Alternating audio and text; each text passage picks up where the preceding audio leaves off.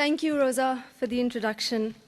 And welcome all parents, grandparents, dear professors, and the class of 2010.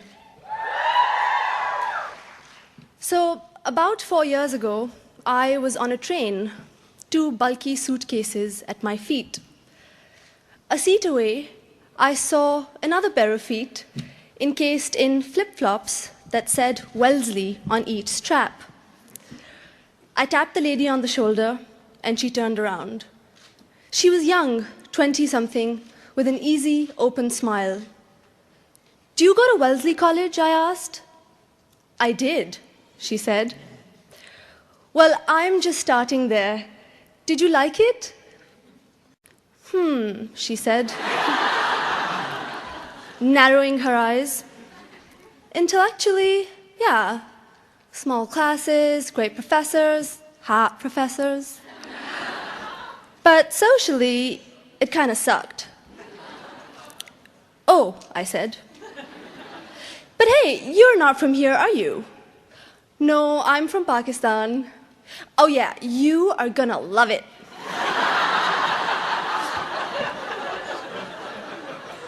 As it happened, I didn't immediately love it, nor did some of the people I became friends with. There were pangs of homesickness and a suspicion that one was marinating in a convent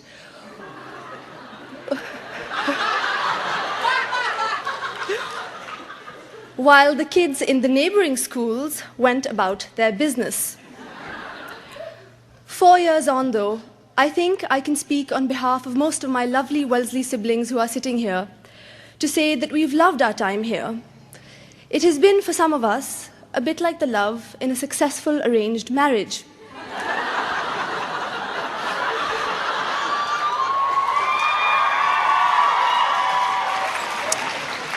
Slow to bloom, but secure in the end in its attachment.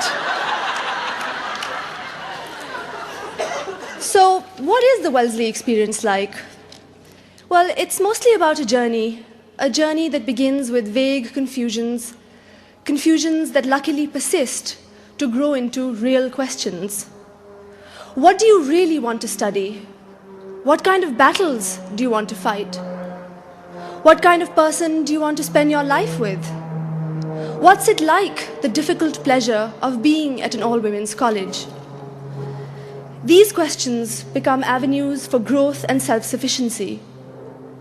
But there is a rumor in the big bad world. It goes something along the lines of, why go to an all-women's college when real life is co-ed?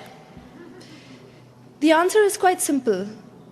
Being at a place like Wellesley makes us all the more eager, wiser, and readier to cope with the challenges of life.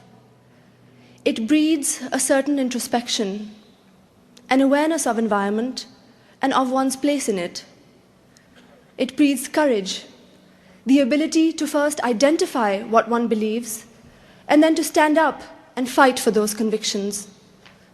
It breeds hunger, the desire to make the most of every experience, to have a go, each and every one of us, at that glass ceiling. Henry James, the novelist, once said, "Experience is never limited, and it is never complete. It is an immense sensibility, a kind of huge spider web of the finest silken threads suspended in the chamber of consciousness and catching every airborne particle in its tissue." A place like Wellesley wills us to catch every airborne particle.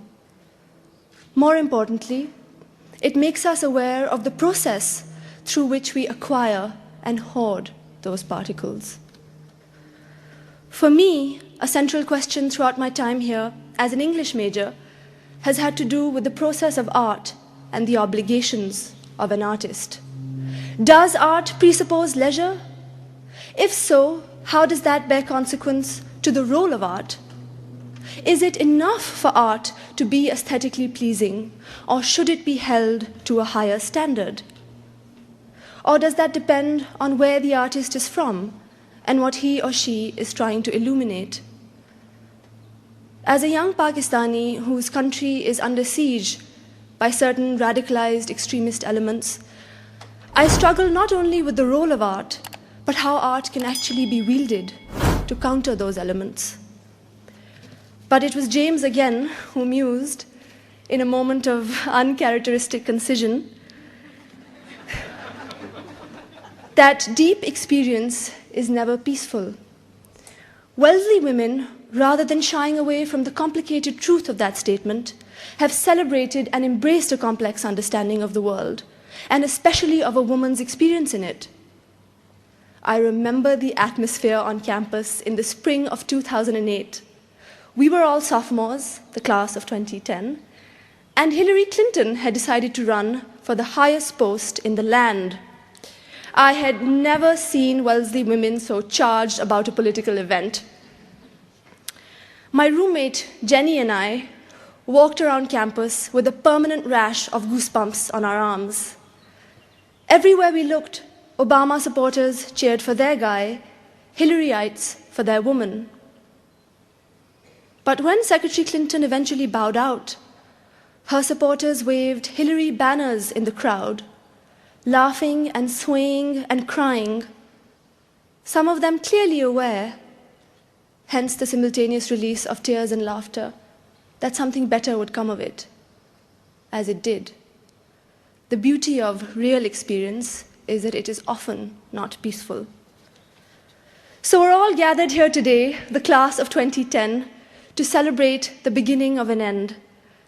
But each of us is aware of the shape of the journey we've taken together to get here. A journey of joy and happiness, of that unspeakably beautiful moment when at 2 a.m. on a Saturday night in sub-zero temperature, the Peter Pan bus finally rolls around Harvard Square. A journey of growth, of the conversations that began in class and continued in rooms and dining halls. And finally, a journey of a camaraderie of introspection. What does it mean to be a woman in today's world? What does it mean to call yourself a feminist, if at all? Wellesley's greatest gift to us has been the enabling of difficult and important conversations, those that have reminded us, if anything, that the universe does not revolve around us. Whether it's mentoring students in Boston or volunteering at a shelter in Bangladesh, the phrase "women who will" means really that we have not been, as a quirky man once put it, marooned in our own skulls.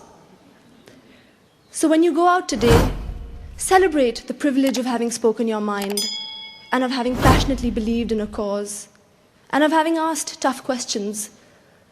But celebrate also the uncertainty that has attended that experience, the difficult pleasure of the journey that led us, in the first place, to ask those questions. Thank you and have a wonderful day.